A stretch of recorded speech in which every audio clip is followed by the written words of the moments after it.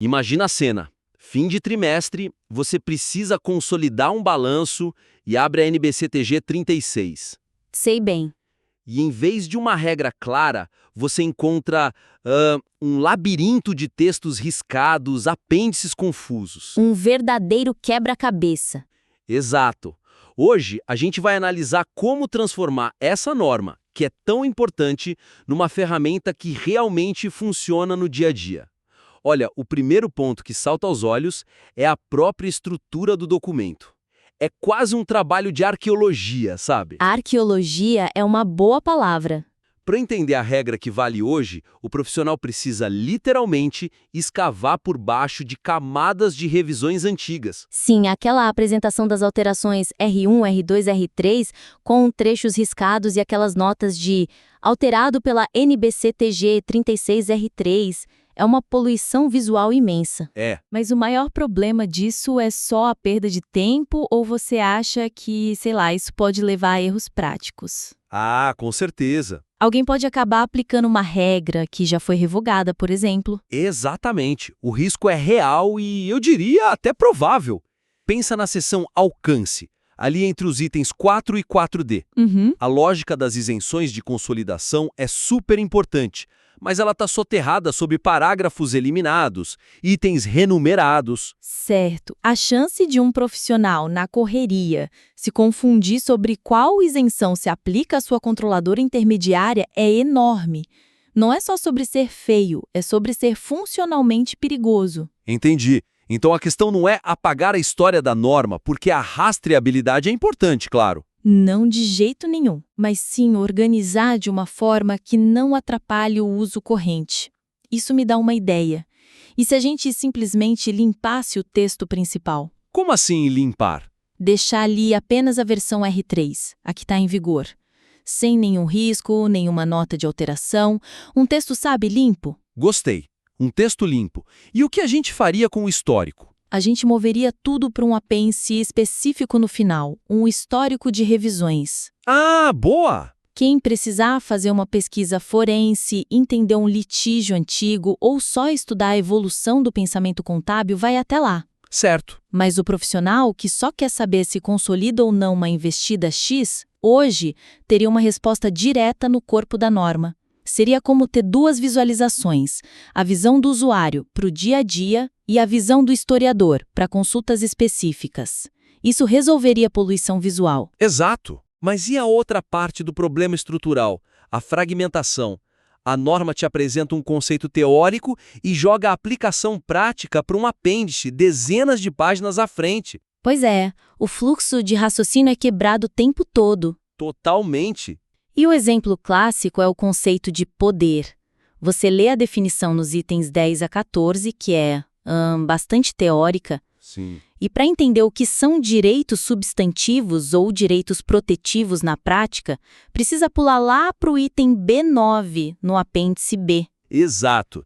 E quando você chega lá, talvez já tenha até esquecido o detalhe do item 12 que te levou àquela dúvida. E como a gente poderia resolver isso seguindo essa mesma lógica de facilitar a vida do usuário? A conexão precisa ser mais imediata. Uma solução simples seria usar a tecnologia a nosso favor, se for um documento digital. Um hyperlink direto. Sim. Logo após o item 14, um link. Para exemplos práticos de como avaliar poder, clique aqui e veja os itens B9 a B54. Boa. Mas se quisermos uma solução que funcione no papel também, poderíamos inserir um box de aplicação logo após a definição teórica? Um resumo dos pontos-chave do apêndice ali mesmo no texto principal. Exatamente. Um parágrafo que sintetize a essência. Algo como: a avaliação de poder requer a análise de direitos substantivos. Fatores a considerar incluem as barreiras práticas para o exercício desses direitos. Ponto. E se múltiplos investidores precisariam concordar. Certo. Isso. E no final, veja no apêndice B exemplos detalhados. Isso mantém o leitor no fluxo e já dá a ele o núcleo da aplicação prática sem forçar uma navegação maçante. Essa abordagem de limpar e conectar já melhoraria a usabilidade em, sei lá, 100%. Com certeza. Mas tem outro ponto que me incomoda. que é a ordem como os próprios conceitos são construídos. A norma parece jogar o leitor na parte funda da piscina antes mesmo de ensinar a boiar. Como assim? Me explica melhor. Ela introduz a definição de controle no item 7, listando seus 3 elementos essenciais: poder, exposição a retornos variáveis e a capacidade de usar o poder para afetar esses retornos. Ok, uma definição elegante. É elegante, só que antes de detalhar o que cada um desses pilares realmente significa, o apêndice B já mergulha em exemplos de aplicação extremamente complexos, com estruturas de propósito específico, múltiplos contratos. Entendi. O leitor ainda não tem a base teórica firme para conseguir interpretar aqueles exemplos. Exato. Eu entendo o seu ponto, mas deixa eu fazer o papel de advogada do diabo por um instante. Vamos lá. Será que a intenção não foi justamente dar um gostinho da complexidade do mundo real logo de cara? Mostrar que aqueles 3 pilares teóricos vão ser testados em cenários bem cabeludos? Olha, mesmo que a intenção tenha sido essa, o efeito prático é de confusão, não de preparação. É como tentar ensinar cálculo mostrando um problema de engenharia aeroespacial. A ferramenta teórica ainda não foi devidamente fornecida. Isso! E essa sensação de desordem piora quando a gente percebe as redundâncias no texto. Assim, a questão da reavaliação? Exato! A necessidade de reavaliar se o controle ainda existe é mencionada no item 8, no corpo principal da norma. Depois, o assunto ressurge de forma muito parecida nos itens B80 a B85 do guia de aplicação. É verdade. Por que dizer a mesma coisa 2 vezes em lugares diferentes? Isso só deixa o documento mais longo e faz o leitor se perguntar se existe alguma nuance sutil que ele não está pegando. Quando na verdade não há. Exato. Certo, você me convenceu. A repetição aqui não está reforçando, está gerando ruído. A estrutura precisa guiar o leitor, não desafiá-lo a decifrar um quebra-cabeça. Pois é. A solução parece seguir a mesma lógica que a gente discutiu antes: integrar e organizar. Que tal adotarmos um fluxo rigoroso de definir, aprofundar e só então ilustrar? Como isso funcionaria para o conceito de controle, na prática? Logo após o item 7, que lista os 3 elementos, a gente criaria uma nova seção, talvez aprofundando os elementos do controle. Ok. E ali traríamos resumos robustos do que os apêndices dizem sobre cada um. Um resumo direto do que é poder, baseado na essência dos itens B9 a B54. Certo. Depois, um resumo do que são retornos variáveis com base nos itens B55 a B57. E, por fim, a relação entre poder e retornos, dos itens B80 a B72. Um bloco de conhecimento completo e autocontido.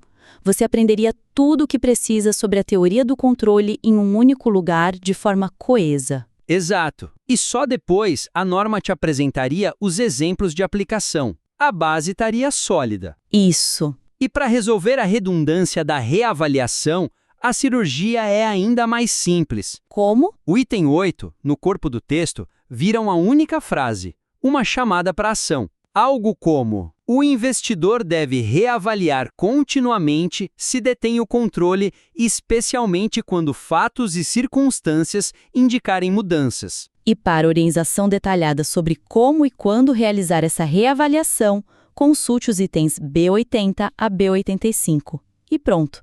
Limpo, direto e sem duplicidade. Faz todo sentido. E tudo isso que a gente discutiu, limpar a estrutura, consolidar os conceitos, nos leva ao terceiro e, na minha opinião, o ponto mais crucial. Que seria? A norma é muito abstrata. Ela é um tratado de princípios, mas na hora do vamos ver, o profissional na ponta precisa de ferramentas, não de filosofia contábil. E onde essa abstração mais atrapalha? Na distinção entre agente e principal. Essa análise, que está ali pelos itens B58 a B72, pode virar uma conclusão de controle de cabeça para baixo. Com certeza, muda tudo. Um gestor de fundos, por exemplo, ele controla o fundo ou ele é só um agente prestando um serviço para os investidores? A pergunta é de $1 milhão.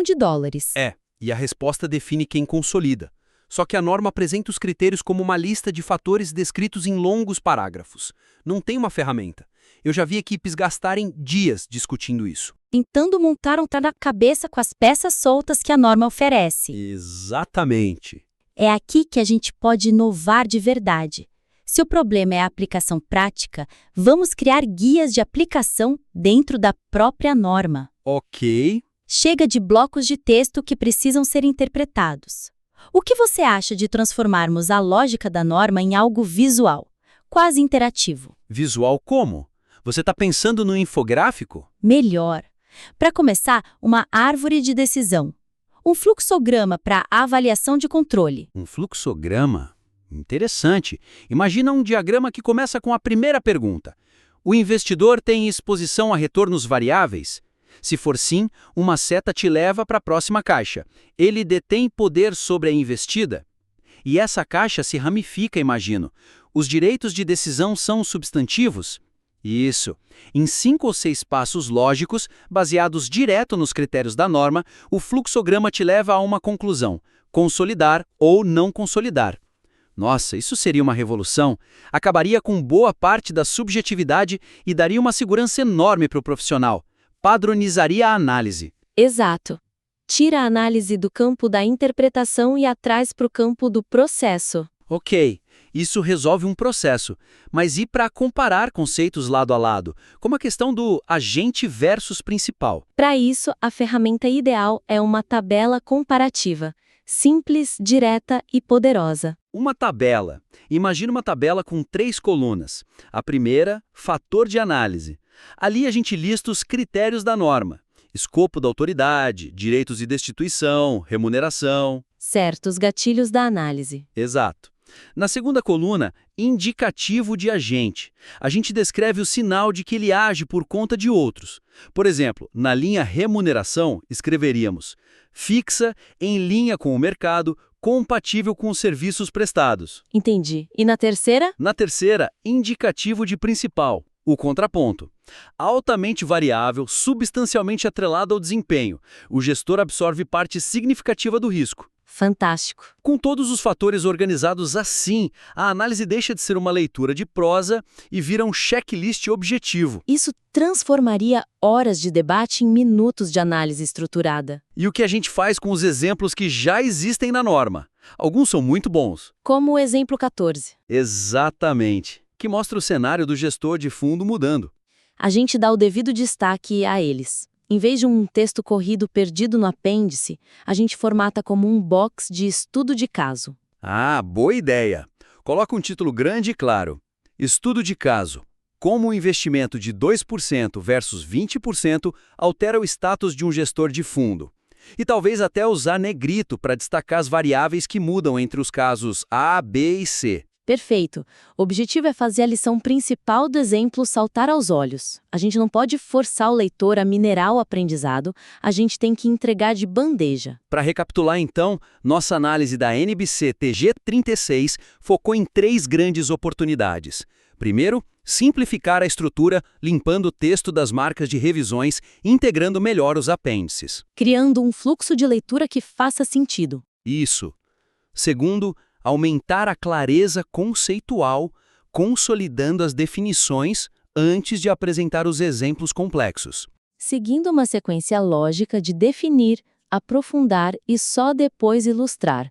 E, por fim, a mudança mais impactante: potencializar a aplicação prática com ferramentas visuais. Transformar os princípios densos em guias ágeis, como árvores de decisão para processos, tabelas comparativas para conceitos e estudos de caso destacados para ilustrar lições-chave. Exato! É importante dizer que a norma, em sua essência, é indiscutivelmente robusta e completa. O conteúdo técnico é de altíssimo nível. Sem dúvida. Essas sugestões que a gente discutiu buscam apenas refinar a sua embalagem, a sua apresentação, para torná-la uma ferramenta ainda mais poderosa e intuitiva. Para os profissionais que dependem dela todos os dias, seria fascinante analisar uma versão que incorpore essas ideias. Com certeza. E fica o convite para que, se uma nova versão for desenvolvida, ela seja submetida novamente à nossa análise.